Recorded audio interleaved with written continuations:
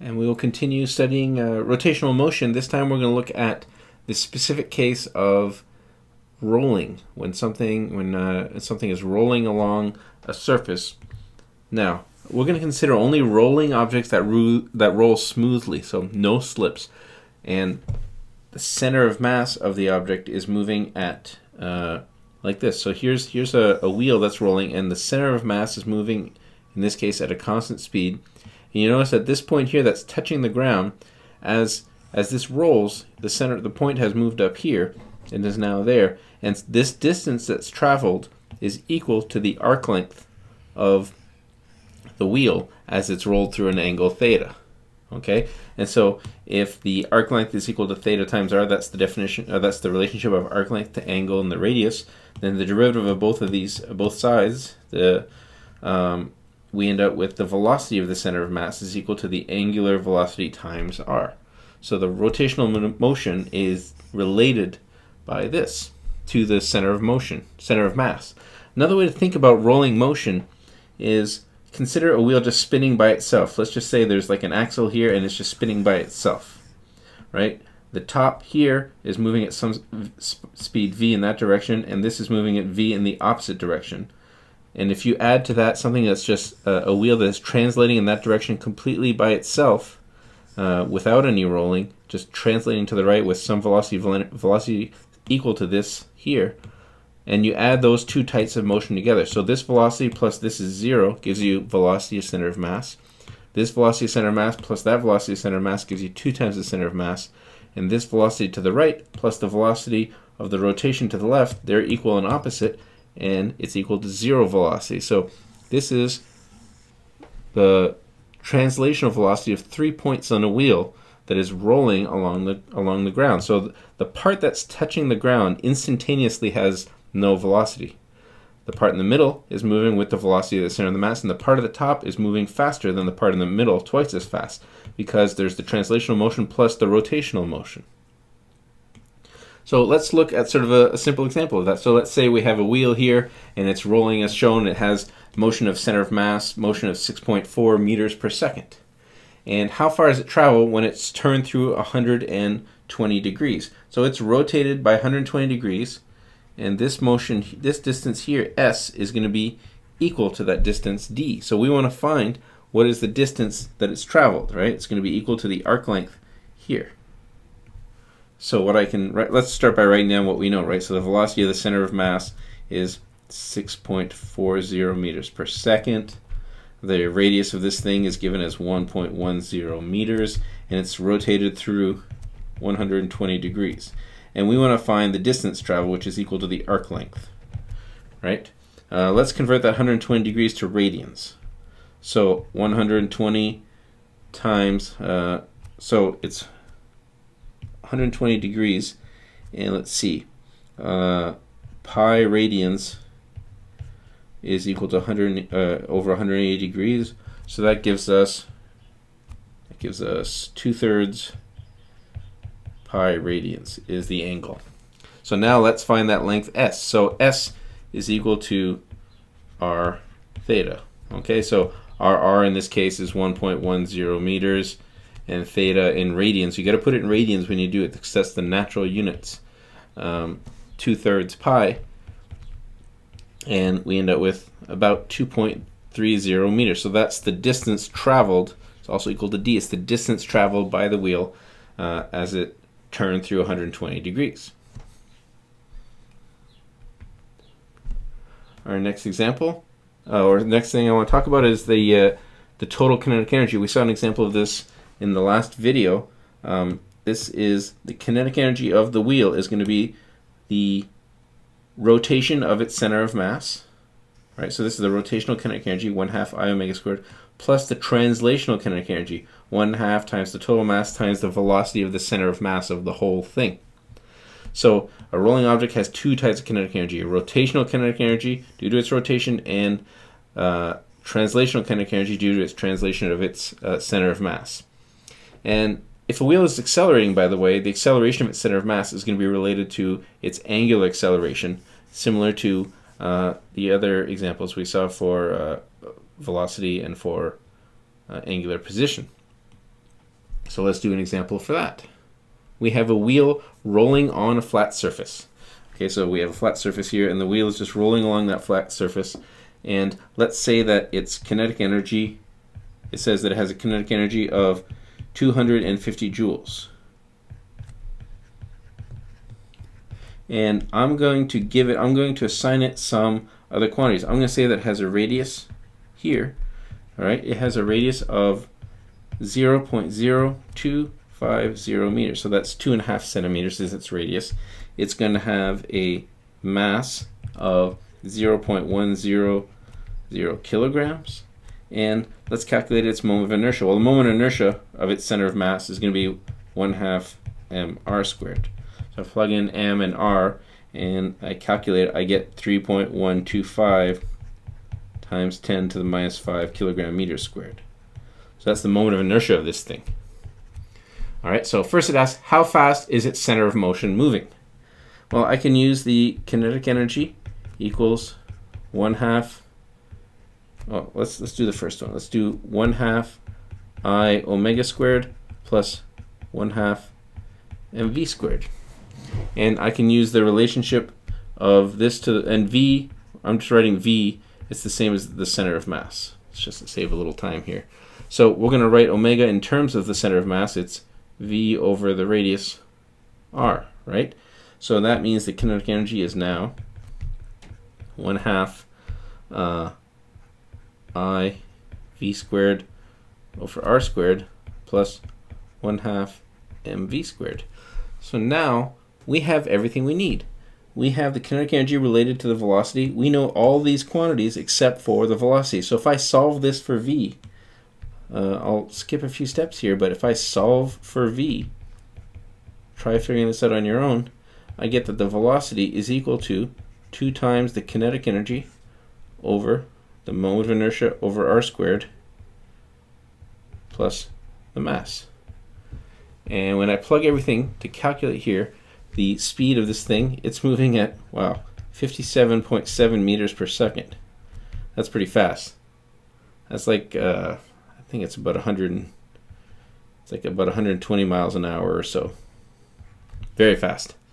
And then, so that was just, part A for finding how fast it's going. How fast is it spinning?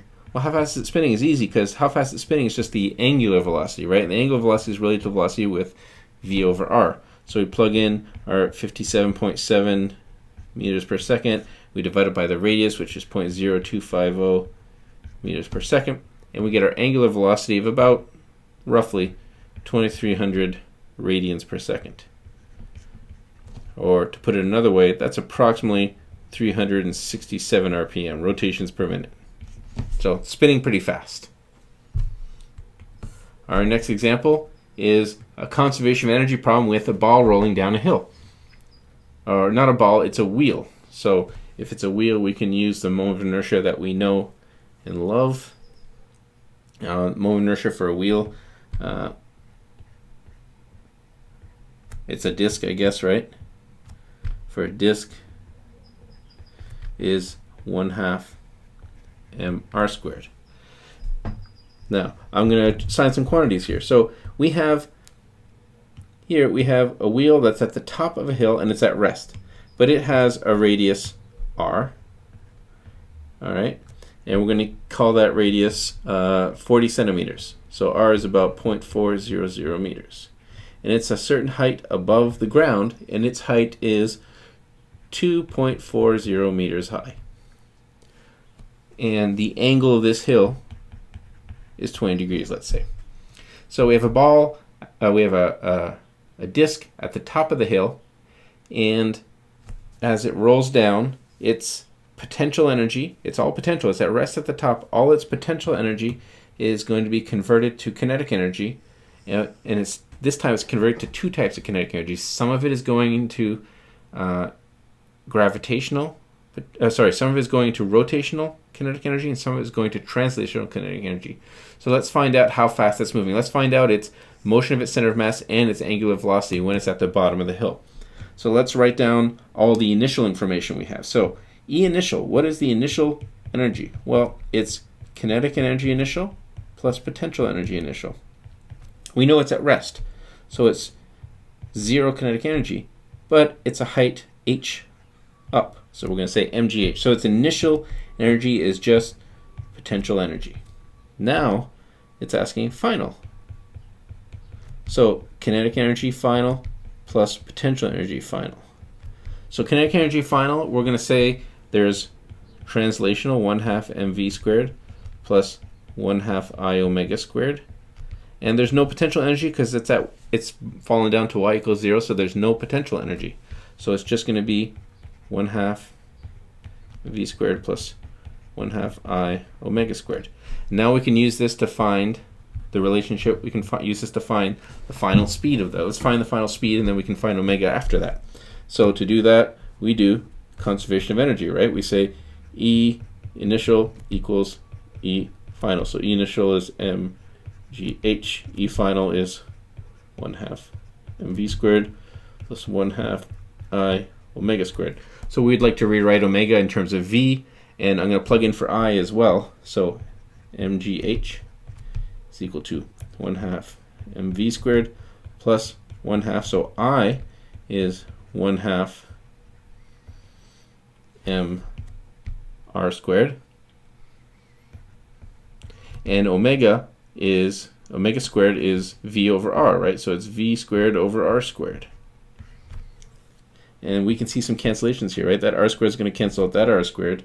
And we can see that we can also cancel out m from each of the terms, all three terms.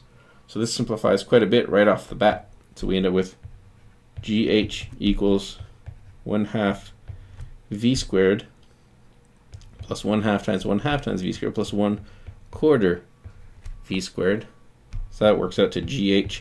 1/2 plus 1/4 is 3/4 v squared, which gives us v is equal to the square root of 4gh over 3, which works out to a nice 5.6 meters per second.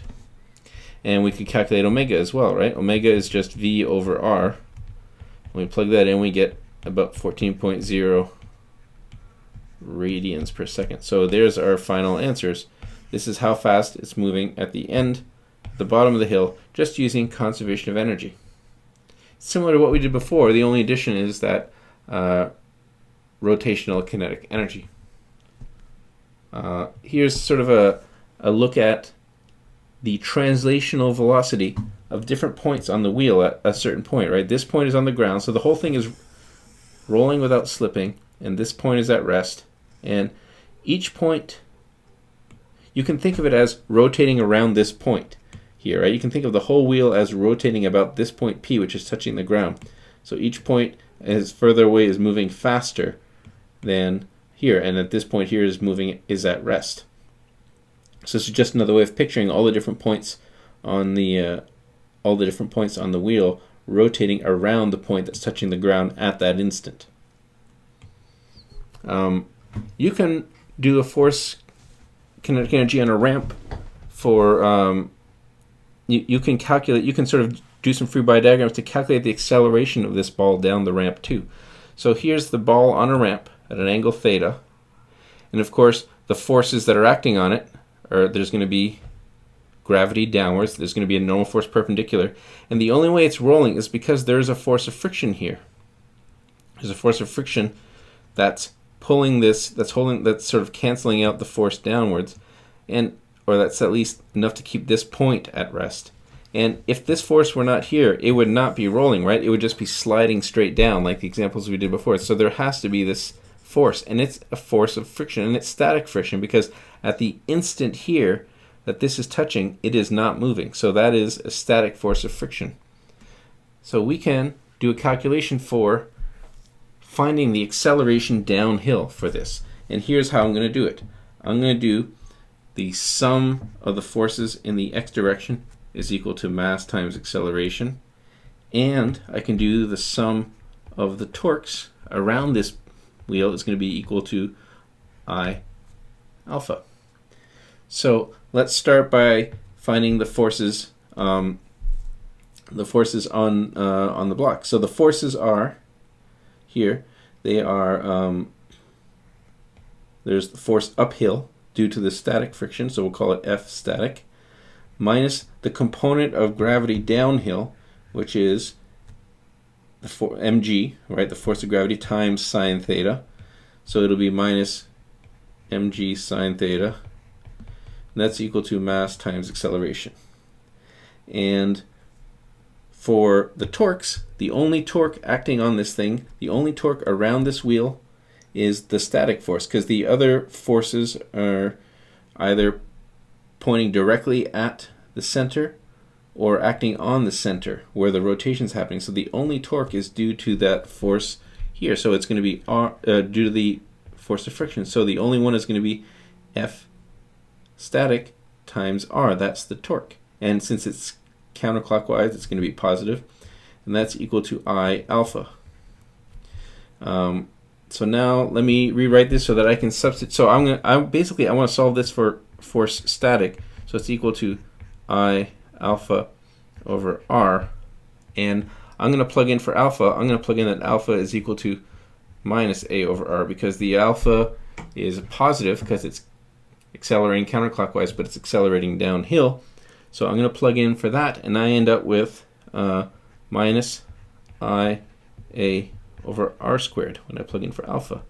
So there's my force static, and I'm going to plug that into here.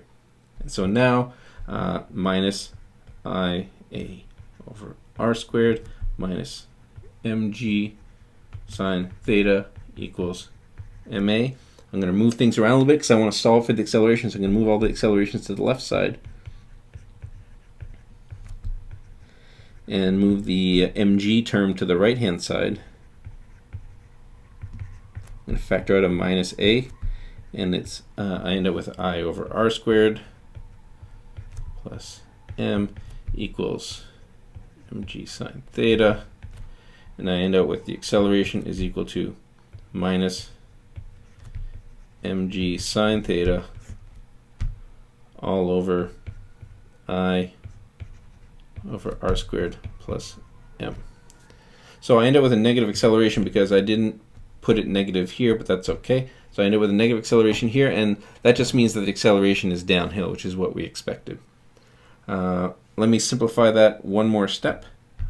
Just divide the top and the bottom by m, and I end up with minus g sine theta over 1 plus I over m r squared. So this is the acceleration for any ball rolling downhill, given the angle, given the moment of inertia of the ball, and the mass and the radius of the ball or disc or whatever.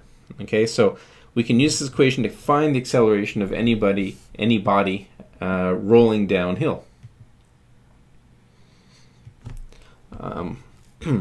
A specific example of that would be a yo-yo. That's an extreme example where instead of friction, there's a string that is giving the friction. This is an example here. We have, it's rolling down a ramp, quote unquote, of 90 degrees as it's sort of moving straight down, and the string is exerting a tension at a distance r naught upwards. Okay? And so it rolls on an axle instead of another surface, and it's slowed by tension rather than friction.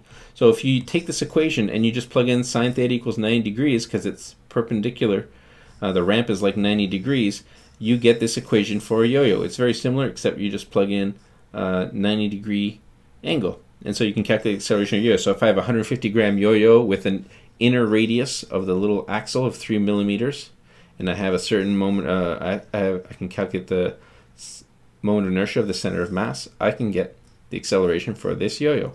It's going to be something less than 9.8 because the string is stopping it from spinning down more than that. So that's sort of an overview of rolling.